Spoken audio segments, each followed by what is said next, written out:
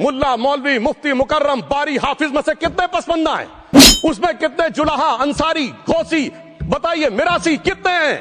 मैं सियासी दुश्मनों का भी बहुत एहतराम करता हूं। नया मुल्ला प्याज ज्यादा खाता है, परंतु यहां तो जो गैर मुल्ला प्याज बहुत खा रहा था और इतना खा रहा था कि आंसू निकल रहे थे गरीब मुसलमान के भी और देश के भी। अगर इतना भाईचारा है तो ये सुन्नी वक्फ बोर्ड और शिया वक्फ बोर्ड अलग क्यों है मेरे भाई?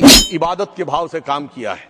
तो मैं कहना चाहता हूं इबादतों की तरह मैं ये काम करता हूं, अपने फर्ज को झुककर सलाम करता हूं, फिर भी आप खिलाफत कर रहे हैं तो तेरी मुखालफत से निखरती है शख्सियत मेरी। मैं सियासी दुश्मनों का भी बहुत एहतराम करता हूं। तो इस एहतराम के साथ मैं अब आगे का प्याम शुरू करता हूं और मैं ये बताना चाहता हूं कि एक बड़ी सिंपल सी बात है जो अभी माननीय नड्डा जी ने भी कहा। दुनिया के तमाम मुस्लिम देश बता दिए, इस्लाम की धर्म स्थली सऊदी अरब, सबसे बड़ा मुस्लिम देश इंडोनेशिया, जहां खलीफत रही वहां टर्की, और जहां आईएसआईएस का इलाका वहां इराक और सीरिया, वहां कहीं भी कुछ भी नहीं है ऐसा, फिर भी हमारे यहां क्यों है कैसा? तो मैं कहना चाहूंगा सभापति महोदय, एक हिंदी में कहावत होती है, नया मुल्ला प्याज ज्यादा खाता है, परंतु यहां तो जो गैर मुल्ला प्याज बहुत खा रहा था और इतना खा रहा था कि आंसू निकल रहे थे गरीब मुसलमान के भी और देश के भी।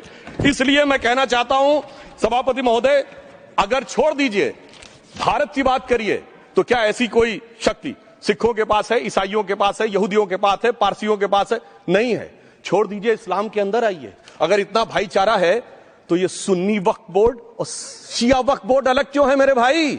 जमीन पे एक दूसरे पे एतबार नहीं है, सिर्फ सियासत के लिए साथ में आने की बात है। ये भी जरा सोचने की बात है। और जो अकलियतों में भी अकलियत है, आगा खानी है, बाकी है, जो बोहरा है, उनकी तो कोई गिनती नहीं है। हमारी सरकार ने पहली बार मुस्लिम समाज के अंदर भी ईमानदारी से सबको समान प्रतिनिधित्व देते हुए एक नई सुबह के नए वक्फ का आगाज किया है। इसके लिए मैं सरकार को बधाई देना चाहता हूं। और सिर्फ ऐसा ही नहीं है, मुस्लिम समाज के अनेक लोग इस प्रकार के नियमों से बहुत प्रभावित हुए और बहुत प्रताड़ित हुए, जिसके अनेक उदाहरण बहुत लोगों ने बताए होंगे। मोहम्मदन एजुकेशन सोसाइटी कोल्हापुर का केस है, ईदगाह मैदान हुबली का केस है जिसको सुप्रीम कोर्ट ने साफ साफ उसको हुबली धारवाड़ म्युनिसिपल कॉर्पोरेशन को वापस कर दिया।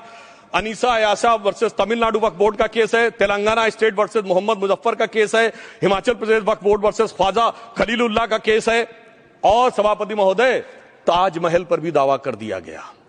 अब तो मैं पूछना चाहता हूं, सुप्रीम कोर्ट ने अपने जजमेंट में कहा कि भाई शाहजहां के जमाने का लिखा फरमान लेके आइए, तब हम मानेंगे कि इस पे कोई दावा है या नहीं। आप सोचिए कि अगर ये वक्त का कानून इसी ढंग से चला होता तो क्या होता। अभी हमारे जॉन ब्रिटास जी और मनोज झा जी ने बहुत सारी बातें बोली थी। एक प्यास की बात बोली थी उन्होंने, उड़ीसा के ग्राहम स्टोन्स का जिक्र किया था, तो उसमें तो कांग्रेस की सरकार सीबीआई की इंक्वायरी नहीं कर पाई थी। मगर जब ताजमहल का उल्लेख आता है सभापति महोदय, तो एक प्यास मुझे याद आ जाती है। जब शाहजहां जेल में था और दूर से उस ताजमहल को देखता था और उसे सिर्फ एक सुराही पानी मिलता था और उसने औरंगजेब से कहा एक सुराही पानी और भिजवा दो, तो जानते उसने मना कर दिया। तो दुखी होकर शाहजहां ने फारसी में लिखा, ए पिसर तू अजब मुसलमानी, जे पिदरे जिंदा आप तरसानी, आफरीन हिंदुआन सदबार, जे देहंद पिदरावा मुर्दा देवम आप। मतलब तू कैसा मुसलमान है जो जिंदा बाप को पानी के लिए तरसा रहा है? तुझसे तो आफरीन 100 बार उन हिंदुओं को है जो पितृपक्ष में मरे हुए बाप को भी पानी देते हैं। और सभापति महोदय, मैं बताना चाहता हूं कि ये हमने ईमानदारी से मुस्लिम समाज के कल्याण के लिए बात की है, क्योंकि एक तरफ खड़ा हुआ है ईमानदार मुसलमान जो शराफत के साथ ईमान को गले से लगाए हुए हैं, और दूसरी तरफ कुछ चंद सरमाएदार हैं जो उस अमानत में खयानत करके शरारत के साथ उसके झंडा बरदार बनना चाहते हैं। तो ये मुकाबला किसके बीच में है? ये शराफत अली और शरारत खान के बीच में मुकाबला है। हमारी सरकार शराफत अली के साथ खड़ी है, हमारी गरीब मुस्लिम के साथ खड़ी है। ये गरीबों गुर्बत वाले गुर्बत अली और सरमाएदारे वाले गाजी खान के बीच का इलाका है।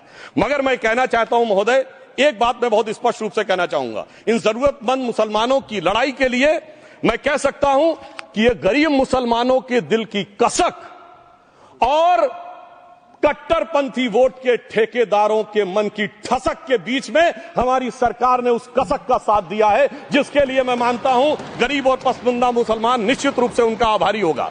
हां, मगर जब इसकी बात आती तो भी माननीय खड़गे जी भी बोल रहे थे, माननीय संजय सिंह जी भी बोल रहे थे, मनोज झा जी भी बोल रहे थे। इससे पूछना चाहता हूं, बताइए मुल्ला मौलवी मुफ्ती मुकर्रम बारी हाफिज में से कितने पसमंदा हैं? उसमें कितने जुलाहा अंसारी गौसी बताइए मिरासी कितने हैं? बाकी छोड़िए, पर्सनल लॉ बोर्ड में है क्या? अरे वक्फ बोर्ड में है क्या? इसीलिए मैं कहता हूं खुद मियां फजीहत दूसरों को नसीहत। अगर ईमानदारी से बात करनी है तो उस पर आगे। मगर मैं एक बात और कहना चाहूंगा कि हमारी जो सरकार ने नाम दिया है, इसको उम्मीद नाम दिया है, और यह उम्मीद है किसके लिए? उस ईमानदार मुसलमान के लिए और देश के हर खास व आम के लिए यह उम्मीद है